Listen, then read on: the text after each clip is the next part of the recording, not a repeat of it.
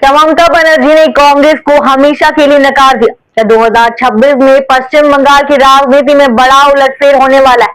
क्या टीएमसी अकेले अपने दम पर 2/3 बहुमत हासिल करने में कामयाब होगी और कांग्रेस के लिए कितना बड़ा झटका साबित हो सकता है? नमस्कार, मैं हूँ राधा राणा और आप देख रहे हैं आर्यभट्ट टाइम्स। पश्चिम बंगाल की राजनीति एक बार फिर उथल पुथल के दौर से गुजरी। मुख्यमंत्री ममता बनर्जी की पार्टी तृणमूल कांग्रेस ने 2026 के विधानसभा चुनाव को लेकर बड़ा ऐलान कर दिया है।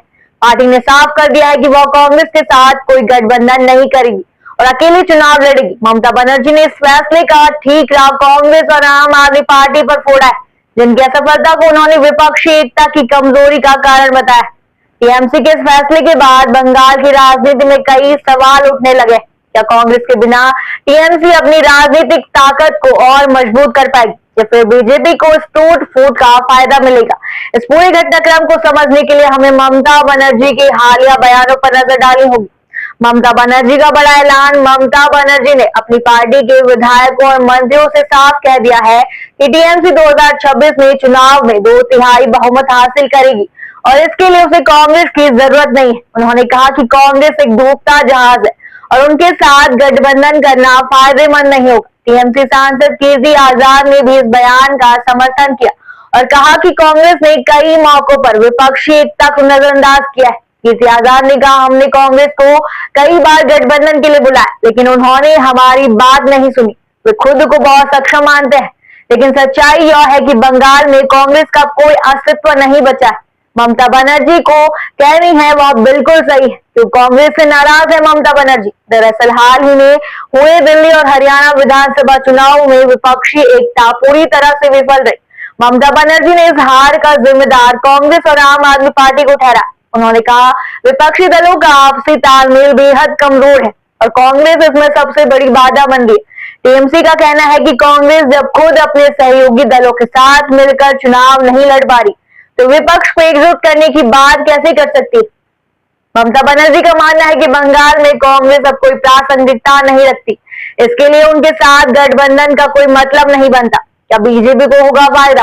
अब सवाल उठता है कि क्या टीएमसी के इस फैसले से बीजेपी को फायदा होगा? 2021 के चुनाव में बीजेपी ने बंगाल में काफी मजबूती दिखाई थी और 77 सीटें जीतकर मुख्य विपक्षी पार्टी बनकर उभरी थी। हालांकि बाद में पार्टी के कई नेताओं ने टीएमसी में वापसी कर ली थी, जिससे बीजेपी को झटका लगा। राजनीतिक विशेषज्ञों का मानना है कि अगर विपक्षी दलों में फूट बनी रहती है तो उसका सीधा फायदा बीजेपी को मिल सकता है। बीजेपी पहले ही बंगाल में ममता बनर्जी की सरकार को घेरने में जुटी हुई है और 2026 के चुनाव में उसे मजबूत वापसी की उम्मीद है। शिवसेना नेता संजय राउत का बयान। इस पूरे घटनाक्रम पर शिवसेना नेता संजय राउत ने भी प्रतिक्रिया दी है। उन्होंने कहा, ममता बनर्जी की पार्टी हमेशा से स्वतंत्र रूप से चुनाव लड़ती रही, लेकिन चूंकि कांग्रेस इंडिया ब्लॉक का एक बड़ा हिस्सा है, इसलिए टीएमसी को कांग्रेस से बातचीत जारी रखनी चाहिए। हालांकि ममता बनर्जी इस राय से सहमत नहीं लगती। उन्होंने स्पष्ट कर दिया है कि कांग्रेस के साथ अब कोई समझौता नहीं होगा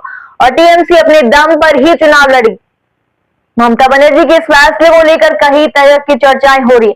कुछ लोग इसे बंगाल की राजनीति में टीएमसी के बढ़ते आत्मविश्वास के रूप में देख रहे हैं, जबकि कुछ इसे कांग्रेस के लिए बड़ा झटका मान रहे। राजनीतिक विश्लेषकों का मानना है कि अगर विपक्षी दल बटे रहे तो बीजेपी को इसका फायदा मिलेगा। वहीं कुछ लोगों का कहना है कि ममता बनर्जी की लोकप्रियता और उनकी सरकार की नीतियों के चलते टीएमसी अकेले चुनाव लड़कर भी जीत दर्ज कर सकती। पश्चिम बंगाल की राजनीति में 2026 का चुनाव बेहद दिलचस्प होने वाला है। ममता बनर्जी ने कांग्रेस से किनारा कर लिया है और अब उनकी पार्टी अपने दम पर चुनाव लड़ने के लिए पूरी तरह से तैयार है। तो देखना दिलचस्प होगा कि क्या टीएमसी अपने इस फैसले से बंगाल की राजनीति में और मजबूत होगी या फिर बीजेपी को इसका फायदा मिलेगा। फिलहाल राजनीति में कुछ भी निश्चित नहीं होता, लेकिन एक बात तय है, पश्चिम बंगाल का चुनावी संग्राम 2026 में और भी ज्यादा रोमांचक होने वाला है। फिलहाल के लिए इतना ही। बने रहिए आर्यभट्ट टाइम्स के साथ और साथ ही हमारे चैनल को सब्सक्राइब करना ना भूलें और फेसबुक वेबसाइट पर फॉलो जरूर करें।